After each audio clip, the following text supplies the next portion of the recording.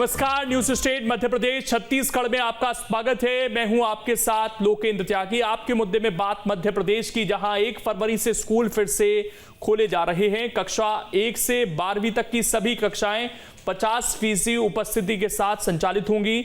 मुख्यमंत्री शिवराज सिंह चौहान ने स्कूल खोलने के संबंध में हेल्थ एक्सपर्ट से विचार विमर्श के बाद यह फैसला लिया। सरकार के फैसले के बाद आवासीय विद्यालय और छात्रावास भी 50% उपस्थिति के साथ खोले जा सकेंगे। दूसरी तरफ इंदौर जिला प्रशासन ने बच्चों के वैक्सीनेशन में लापरवाही को लेकर बड़ी कार्रवाई की है। बच्चों का टीकाकरण नहीं कराने पर 4 स्कूलों को सील कर दिया गया। ऐसे में सवाल यह है कि स्कूल खोलने को लेकर फिलहाल तैयारी कितनी है, आज इसी पर करेंगे चर्चा। कुछ खास मेहमान भी हमारे साथ जुड़ेंगे, लेकिन उससे पहले आज की रिपोर्ट आप देखिए। मध्य प्रदेश में 1 फरवरी से स्कूल अब पहले की तरह शुरू हो रहे हैं। काफी दिनों से प्रदेश में स्कूल खोलने की मांग हो रही थी। हालांकि सरकार की तरफ से कहा जा रहा था कि बिना एक्सपर्ट की राय के फैसला नहीं लिया जाएगा, लेकिन अब जो सरकार ने फैसला लिया है उसके मुताबिक सीएम शिवराज ने स्कूल खोलने के संबंध में एक्सपर्ट से विचार विमर्श किया। इसके बाद निर्णय लिया गया कि 1 फरवरी से स्कूल फिर से खोले जाएंगे। कक्षा 1 से 12वीं तक की सभी कक्षाएं 50% उपस्थिति के साथ संचालित होंगी। आवासीय विद्यालय और छात्रावास भी 50% उपस्थिति के साथ खोले जा सकेंगे। एमपी में बोर्ड की परीक्षाएं ऑफलाइन ही होंगी। बोर्ड परीक्षाओं की पूरी तैयारी हो चुकी है। कोरोना की तीसरी लहर का असर अब देश के साथ साथ मध्य प्रदेश में धीरे धीरे कम हो रहा है। ऐसे में एक्सपर्ट की राय थी कि सरकार को बच्चों के शैक्षणिक भविष्य को ध्यान में रखते हुए स्कूल खोलने पर विचार करना चाहिए, जिसके बाद सरकार का ये फैसला आया है। हालांकि सरकार की जिम्मेदारी अभी भी खत्म नहीं हुई है। स्कूल खुलने के बाद अब स्कूल संचालकों पर प्रशासन को नजर रखनी होगी, ताकि स्कूलों में कोरोना गाइडलाइंस का सख्ती से पालन हो सके। Team news state. तो ये सवाल पूछा जा रहा था कि मध्य प्रदेश में स्कूल कब से खोले जाएंगे। सरकार ने इसका भी फैसला कर दिया है, 50% क्षमता के साथ स्कूल खुलेंगे। अब इसका किस तरीके से तैयारियां हैं और बच्चों की सुरक्षा के लिए क्या कदम उठाए जाएंगे, इसी पर आज करेंगे चर्चा। 2 खास मेहमान इस वक्त हमारे साथ जुड़ गए हैं। कमल विश्वकर्मा जी हैं, प्रदेश अध्यक्ष हैं पालक महासंघ के, और अमित जैन जी हैं, PRO private school association Gwalior के। आप दोनों का बहुत बहुत स्वागत है। अमित जैन जी, सबसे पहले सवाल आपसे ही, स्कूलों को एक दिन काफी है सर तैयारी करने के लिए, क्योंकि आज ही फैसला आया है, कल तक सारी तैयारियां हो जाएंगी? नहीं, देखिए, कोरोना जिस तरह से डे बाय डे कम होता जा रहा था, बच्चों पे उसका असर कम हो रहा था, तो हम लोग मेंटली और अपने जो स्वास्थ्य हम लोग के हैं विशेषज्ञ, उनकी राय के अनुसार हम लोग तैयारी पे तो थे। तो एक दिन का तो ऑर्डर आज आया है, लेकिन हम तो तैयार हैं उसके लिए। सारी तैयारियां 50% का, हमें ऐसा ही लग रहा था कि 50% के साथ ही खुलने की अनुमति आएगी। तो इससे पहले भी जब पिछली लहर आई थी, उस वक्त भी स्कूल कुछ इसी तरह से चले थे, 50% चले थे, कुछ ऑड इवन फॉर्मेट में हम लोगों ने चलाए थे। तो स्कूल सारे तैयार हैं। स्कूल ज्यादातर, मेरी बात भी हुई आज ऑर्डर आने के बाद, हम लोग तैयार हैं स्कूल खोलने के लिए, 50% के साथ चलाने के लिए। कमल जी, कल से स्कूल खुल रहे हैं सर। आप लोग कुछ दिन पहले ये चाह रहे थे कि स्कूल खुले भी, लेकिन कुछ दिक्कतें थी आप लोगों की। अब तो फैसला आ गया है सर स्कूल खोलने का, स्वागत करते हैं इसका। देखिए, सरकार के फैसले तो जुलाई से लेकर दिसंबर तक कई फैसले आ गए। पहले भी 50% के साथ में स्कूल खोले गए थे। ये चीज हमारे साथी अमित जी को भी मालूम है, बहुत बढ़िया। लेकिन कहीं ना कहीं जाकर हम सरकार का जो आया हुआ उसके लिए तो धन्यवाद बोलते। कोई सरकार का आदेश है तो पालन तो करना पड़ेगी सभी को, और बच्चों को ध्यान में रखते। लेकिन हमारी पहले भी वही मांग थी और आज भी वही मांग रहेगी। सबसे पहले बच्चों की हमें सुरक्षा चाहिए। सुरक्षा के साथ में हम बच्चों को ही वहां भेज पाएंगे। लेकिन सत्र एंड होने की ओर जा रहा है। 1 से लेकर 8वीं तक के बच्चों की आयु कम होती है, इतने समझदार नहीं होते हैं, जो कि बराबर वो मास्क का यूज करें, सैनिटाइज यूज करें, दूरी बनाए रखें। बहुत सारी समस्याएं हैं। हाँ, 9वीं से लेकर 12वीं तक की एक आयु ऐसी है जिसमें बच्चा समझदार होता है। अगर टीचर या स्कूल मैनेजमेंट प्रबंधक बोला जाएगा तो उनको फॉलो कर सकते हैं। लेकिन कहीं ना कहीं जाकर इसमें गंभीरता पूर्वक शासन और प्रशासन को यह ध्यान देना होगी। और लास्ट में जो आदेश दिया है, जो अर्धशासकीय निजी स्कूलों के लिए और जो शासकीय स्कूलों के लिए, लेकिन जो छात्रावास वाले जो स्कूल हैं उनके लिए 8वीं और 12वीं के लिए, 12वीं तक के 8वीं 12वीं 10वीं जो स्कूल खोले जा रहे हैं वो 100% 50% खोले जा रहे हैं, तो क्या वहां कोरोना की समस्या नहीं आएगी क्या? ठीक है अमित जी, एक सवाल ये भी है कि आपने कहा कि हमें तो पहले से पता था, हमने तैयारियां इसलिए कर ली थी, लेकिन कुछ स्कूल तो ऐसे हैं सर जो वैक्सीन लगवाना भूल गए बच्चों की, और अब इंदौर प्रशासन उनको सील कर रहा है या उन्हें मना कर रहा है कि आप लोगों के स्कूल नहीं खुलेंगे। तो ये तो प्राथमिकता में काम होना चाहिए था, इसमें स्कूल क्यों पिछड़ गए सर? हाँ देखिए, मैंने पिछली बार भी निवेदन किया था कि हम लोगों ने 100% वैक्सीन का टारगेट पूरा करा है जो हमें शासन प्रशासन ने दिया था, और कई स्कूलों ने तो बहुत ज्यादा करा है। इसमें कुछ अपवाद रहे हैं, 2-4 रहे हैं शहर में, हमारे ग्वालियर जिले में तो एक भी नहीं है, लेकिन शायद अभी मुझे पता लगा कि इंदौर में कुछ 3-4 स्कूल ऐसे हैं जिन्होंने इसको गंभीरता से नहीं लिया, और फलस्वरूप प्रशासन ने उनको वहां पर सील करने की कार्रवाई करी है। तो ये कुछ अपवाद के साथ रहे, लेकिन मैक्सिमम मैं आपको आश्वासन देता हूं, बल्कि भरोसा दिलाना चाहता हूं कि 99.99% स्कूल ने अपना टीकाकरण जो भी उनको टारगेट दिए गए थे वो उन्होंने पूरे करे हैं और अपने टारगेट के हिसाब से सारा वो तो ऐसे स्कूलों को क्या किया जाए अमित जी, जो शासन की गाइडलाइंस, बच्चों की सेफ्टी, इसका ख्याल नहीं रख रहे हैं? हाँ वही मैं बताना चाह रहा हूँ। अभी माननीय बिश्नोई जी ने भी मुझे बताया, अभी सुना मैंने उनको, उनका कहना यह है कि जो छोटे बच्चे होते हैं वो नहीं लेते। मैं कई बार कह चुका हूँ, जो छोटे बच्चे होते हैं वो हम बड़ों से, आपसे ज्यादा अच्छे लर्नर होते हैं। अगर उन्हें एक बार सिखा दिया जाए। जिन स्कूलों ने वैक्सीनेशन का पूरा नहीं किया कार्यक्रम, उनकी बात कर रहा हूँ सर। अभी तो ऐसे नगण्य स्कूल है टोटल के, जो प्रशासन की नजर में सारे आंकड़े पोर्टल पे उपलब्ध है। अगर किसी स्कूलों के साथ ऐसा हुआ है तो उसके लिए प्रशासन बंद करने की कार्रवाई कर रहा है। हम उसका कोई विरोध नहीं करते, ना कोई हमें ऐसी आपत्ति है। बच्चों के स्वास्थ्य के साथ कहीं किसी लेवल पे खिलवाड़ नहीं होना चाहिए, ऐसा हमारा मानना है। कमल जी, एक चीज यहाँ पर यह है कि भोपाल जैसे शहरों में अभी भी जो पॉजिटिविटी रेट है वो काफी ज्यादा है, तो यहाँ से तो पेरेंट्स काफी चिंतित होंगे सर। क्या वो स्कूलों में भेजने के लिए तैयार होंगे अपने बच्चों को, जिन जिन शहरों में पॉजिटिविटी रेट अभी भी ज्यादा बना हुआ है? देखिए लोकेन जी, पहले भी 50% के साथ में जो स्कूल खोले गए थे, हर स्कूलों की ये स्थिति थी। किसी स्कूल में 18% पहुंच रहे थे, किसी में 24% पहुंच रहे थे, किसी में 20% पहुंच रहे थे। 50% तो किसी भी मध्य प्रदेश के स्कूल में आज तक पहुंचे ही नहीं है। ये भी सबसे बड़ी समस्या है कि ये तो अभिभावक को निर्णय लेना है। राज्य सरकार ने तो अपना जो भी विशेषज्ञों से बात करके, अगर विशेषज्ञों की जगह अगर प्रदेश के संभाग लेवल पे भी अगर अभिभावकों के सुझाव लिए गए होते तो वो और ज्यादा बेटर होता। अमित जी, इसमें एक समस्या ये भी है कि अगर उतनी संख्या में बच्चे नहीं आते, मान लीजिए 15 से 20% आए, तो फिर स्कूल इस चीज के लिए तैयार हैं कि हमारी ऑफलाइन के साथ साथ ऑनलाइन भी कक्षाएं लगातार चलती रहें? ये कैसे मैनेज होगा फिर? मुझे तो लगता नहीं कि स्कूल दो प्रेशर हैंडल करने के लिए तैयार हैं।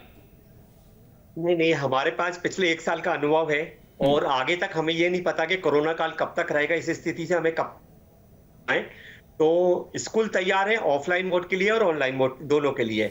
और जो 18%, 20%, 25% की बात कर रहे हैं, हो रही है, हाँ मैं इसको स्वीकार करता हूं। अभिभावक नहीं बेच रहे बच्चों को।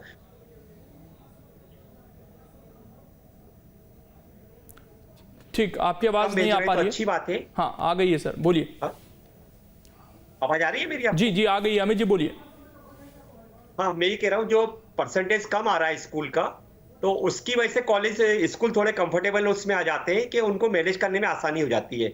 और जैसा कि अभी मैं बोल रहा था कि पिछले 2 साल का अनुभव है हमें, 1.5-2 साल का। ऑनलाइन और ऑफलाइन हम दोनों पैरेलल क्लासेस चला रहे हैं और चला सकते हैं उसको, क्योंकि हमें ये नहीं पता है कि हमारे साथ कोरोना कब तक रहेगा। कोरोना के साथ जीवन हमारा 1 साल का है, 2 साल का, या अगले 5 साल का, या सारी जिंदगी इसी तरह का करना है। तो सारे स्कूलों ने अपने आप को टेक्नो सेवी कर लिया है, टीचर्स को स्पेशल शिक्षण दिलवाया है, कुछ टेक कंपनियों के साथ टाई अप कर लिया है, और वो लोग ऑनलाइन क्लास करने में अब बहुत अच्छे आराम से कंफर्टेबल मोड में आ गए। जो बनस्पत पिछले साल में उन्हें बहुत दिक्कत हो रही थी, उन्होंने मैं लौटता हूं सर, कुछ प्रॉब्लम आ रही है ऑडियो में। कमल जी देखिए, प्राइवेट स्कूल तो फिर भी व्यवस्था कर लेते हैं, लेकिन दिक्कत हमारे शासकीय स्कूल जो हैं, क्योंकि बहुत सारे बच्चों से कई बार बातचीत होती है तो उन्हें ज़्यादा समस्या आ रही हैं। गाँव में जो स्कूल चलते हैं, प्राथमिक स्कूल हैं, वहाँ पर तो ऑनलाइन जैसी कोई व्यवस्था है नहीं सर, तो वो बच्चे कैसे पढ़ाई करेंगे फिर? वही देखिए, शासन की आज सबको, हमको और आपको भी पता है बहुत अच्छे से कि शिक्षा, स्कूल शिक्षा की क्या बंटाधार है मध्य प्रदेश के अंदर। अगर सरकारी स्कूलों की बात करें तो मतलब संसाधन नहीं है, किसी में टॉयलेट नहीं है, तो किसी में स्कूल की बिल्डिंग नहीं है। तो कहीं ना कहीं जाकर आज जिस परिस्थितियों से सरकारी जो शिक्षा विभाग जो जूझ रहा है, और उसमें आज बच्चे, आज वही कारण है कि आज अगर सरकारी स्कूल होते तो आज हिंदुस्तान के अंदर या मध्य प्रदेश के अंदर शिक्षा का इतना बड़ा व्यवसायीकरण कहां से होता। आज अमित जी की मैं बात सुन रहा था, अमित जी ने 50% कहा, लेकिन मेरा अमित जी से निवेदन है कि एक बार ये भी तो बोले कि 20 नवंबर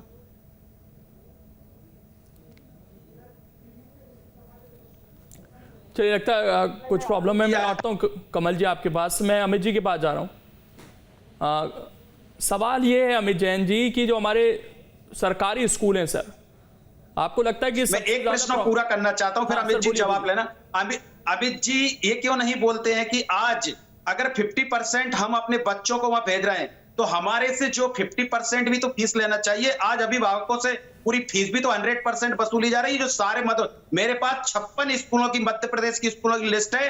किसी ने 25% बढ़ाई, किसी ने 40% बढ़ाई है, किसी ने 50% बढ़ाई है, किसी ने 70% बढ़ाई हुई है, और जिसका हम लोगों ने बाकायदा RTI लगा के जिला संचालनालय से हम लोगों ने वो मांगा हुआ है कि कहीं ना कहीं जाकर जब कोरोना काल में, तो ये भी तो एक मुद्दा है ना, कहीं इस पर भी तो अमित जी को अपना वक्तव्य देना चाहिए कि 4 नवंबर जो 2020 को जो उच्च न्यायालय का जो आदेश आया कि जब तक कोरोना काल नहीं जाएगा 19-20 के आधार पर आपको ट्यूशन फीस ले लें, लेकिन आपके 90% स्कूलों ने सारे मदों की फीस जोड़कर आज अभिभावकों से वसूले जा रहे हैं। और राज्य सरकार इस पर मौन है बिल्कुल। इस पर तो राज्य सरकार टोटल चुप्पी साधे हुए 2 साल से, फीस पे तो वो कुछ बताना ही नहीं चाहती। अमित जी बोलिए इस पर। मैं इस बात का बिल्कुल विरोध करता हूं। ऐसा कोई प्रकरण मेरे संज्ञान में नहीं है, नॉलेज में नहीं है जिन्होंने फीस बढ़ाई है। अगर बढ़ाई है तो आपको प्रॉपर मंच पे उसकी शिकायत करनी चाहिए और जांच होनी चाहिए। अगर सुप्रीम कोर्ट, उच्च न्यायालय या सर्वोच्च न्यायालय या राज्य शासन या ने कोई आदेश दिया है तो उसका अक्षरशः पालन हो रहा है और होगा भी। अगर कोई अपवाद है तो उसके लिए आप कार्रवाई कर सकते हैं, अच्छी बात है। निजी स्कूल तो उच्च न्यायालय और सुप्रीम कोर्ट से भी बड़े हैं। इस मध्य प्रदेश की ये स्थिति है। आपको हमारे कई ज्ञापन और कई सारी चीजें आपको अवगत करा सकते हैं। सर आपको ये गलतफहमी है, ऐसा कहीं कुछ नहीं है। कोई भी सर्वोच्च गलतफहमी बिल्कुल नहीं। हम लोग भी 9 वर्ष से काम कर रहे हैं। आज परिस्थितियां हैं, उच्च न्यायालय का आदेश नहीं मानते आप निजी स्कूल, राज्य सरकार का तो कभी आप आदेश मानते ही नहीं है। अरे ये तो संभव, आप लोग तो राज्य सरकार से बड़े हैं। अरे सर हम लोग इसी भारत के नागरिक हैं। अभी हमने 26 जनवरी को संविधान दिवस मनाया है, उसी संविधान के तहत व्यवस्थाएं होती हैं।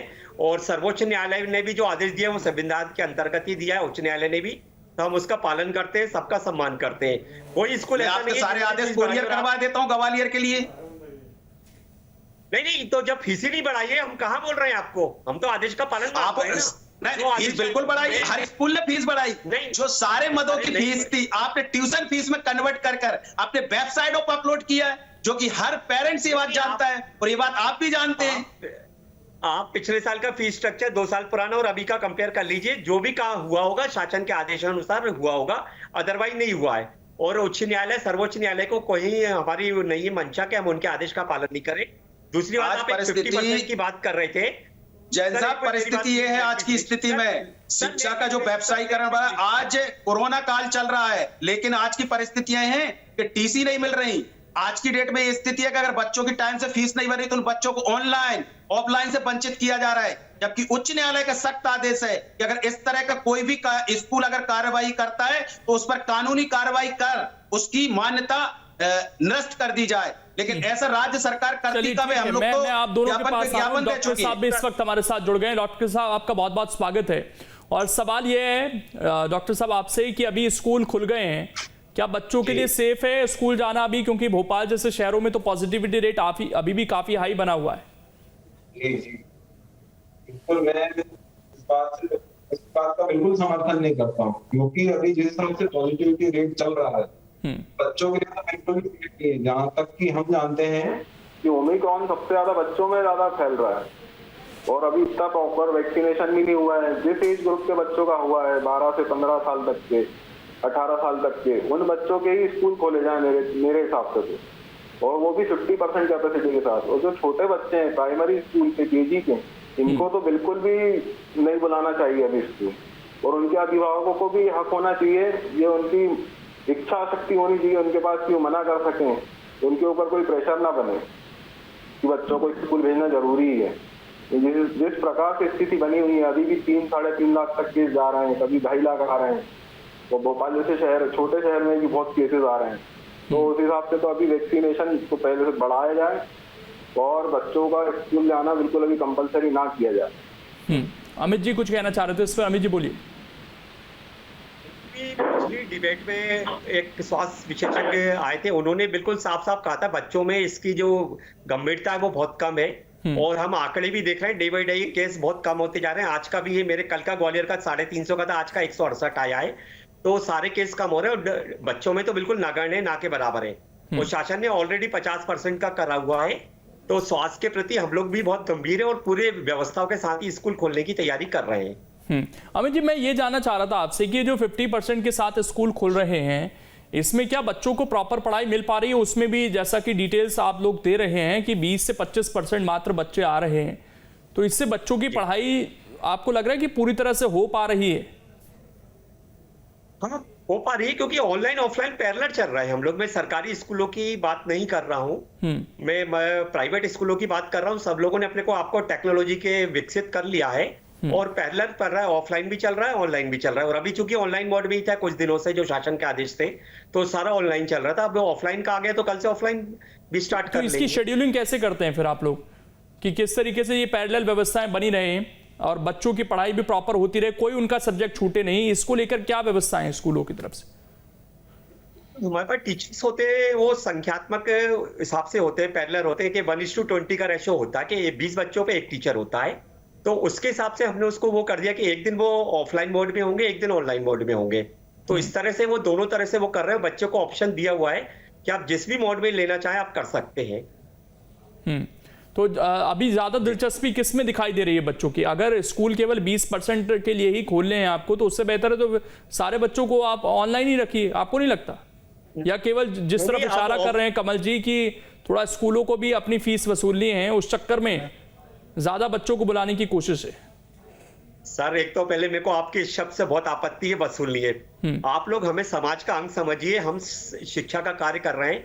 किसी की भी बैलेंस शीट आप उठा के देख लीजिए, 15% सरप्लस से ज्यादा कुछ भी नहीं होता है और प्रॉफिट जैसी कोई चीज नहीं होती स्कूलों में, क्योंकि सारा आपको पता है कि या तो ट्रस्ट रन करते हैं या सोसाइटीज रन करती हैं। तो व्यक्तिगत लाभ के लिए कोई भी स्कूल संचालक कुछ नहीं करता, एक समाज को दे रहा है।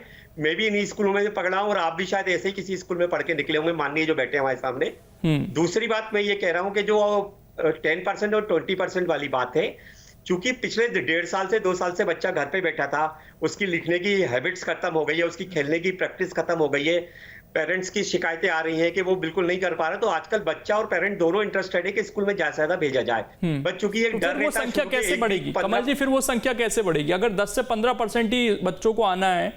इसलिए मैंने ये सवाल पूछा कि फिर आप कैसे वो दिलचस्पी जगा रहे हैं? या तो आप पेरेंट्स को ये एश्योर नहीं कर पा रहे हैं कि आपके बच्चों की सेफ्टी है स्कूलों में, इसलिए वो बच्चों को नहीं भेज रहे हैं?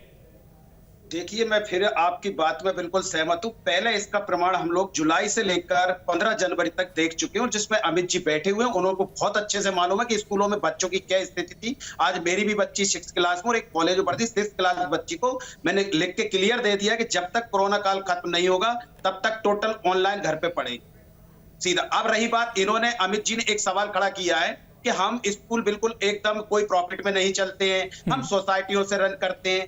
अमित जी, अगर आप सोसाइटी बिल्कुल रन करती, इस बात में मैं सहमत हूं, लेकिन अगर सीबीएसई की गाइडलाइन पर आपका कोई भी स्कूल नहीं चलता है, पहली बात तो। नंबर 2, आपके यहाँ पिछली सुप्रीम कोर्ट ने और उच्च न्यायालय ने आदेश दिया था कि आपको 3 साल के ऑडिट जमा करना है 6 हफ्ते के अंदर। आज की स्थिति है कि 40% स्कूल ही अभी तक अपलोड कर पाए और ये भी किया। आज कहीं ना कहीं सबसे बड़ी बात है, आपको राज्य सरकार सबसे बड़ी सपोर्ट करती है। राज्य सरकार, उच्च न्यायालय, सुप्रीम कोर्ट ने यह कहा था कि 3 हफ्ते के अंदर आपको समस्त स्कूलों की अपलोड, लेकिन आज तक जिला कमेटियां नहीं बनी। मैं आखिरी कमेंट दे देता हूं अमित जी से। अमित जी, स्कूलों में बच्चों की संख्या बढ़ाने के लिए क्या प्रयास किए जा रहे हैं? क्यों आप पेरेंट्स को ये एश्योर नहीं कर पा रहे हैं कि आपके बच्चे सुरक्षित हैं स्कूलों में? हमारे बच्चे सुरक्षित हैं। पेरेंट्स के लगातार हमारे पास कॉल्स आ रहे हैं। अभी रात से मैंने देखा है, हमारा जो इस तरह की एक्टिविटी अटेंड करती है टीचर, उनके पास काफी सारे फोन आ गए कि कल से कैसे कम मेरे पास 50 मैसेज है, 50-70 मैसेज अभी 1.5 घंटे के अंदर, सिर्फ ये कभी स्कूल ना खोले जाए। जैसे कि अभी डॉक्टर साहब ने कहा, पहली से लेकर 8वीं तक के बिल्कुल। मैं डॉक्टर साहब से आखिरी कमेंट ले लेता हूं। डॉक्टर साहब, इसमें भी एक्सपर्ट्स की राय बटी हुई है। कोई कह रहा है कि बच्चों पर ज्यादा असर नहीं है और बच्चे घर में भी पॉजिटिव हो सकते हैं पेरेंट्स के संपर्क में आने से, केवल स्कूलों को दोष ना दिया जाए। जी बिल्कुल, बात तो सच है कि बच्चे पेरेंट्स के संपर्क से आने से भी हो सकते हैं पॉजिटिव। तो हम वही चाहते हैं ना कि बच्चे पॉजिटिव ना हो। जब पेरेंट्स तो ठीक है, वो सेफ्टी करेंगे अपने आप में, माँ बाप से ज्यादा कोई बच्चों की चिंता नहीं करता है। लेकिन स्कूल अगर आप खोल रहे हैं तो मैं स्कूल खोलने के जो निर्णय से बिल्कुल वो ऐसा नहीं है कि असमर्थ, मैं बोलता हूँ कि खुले स्कूल, लेकिन धीरे धीरे खोले, धीरे धीरे खोले जाएं और बच्चों की सेफ्टी एश्योर की जाए, ये बहुत जरूरी है। शुक्रिया आप सभी का जुड़ने के लिए और इस डिबेट का हिस्सा बनने के लिए। तो कल से स्कूल खुल रहे हैं, बच्चे कितनी दिलचस्पी दिखाते हैं देखने वाली बात होगी। फिलहाल छोटा सा ब्रेक, खबरें लगातार जारी हैं।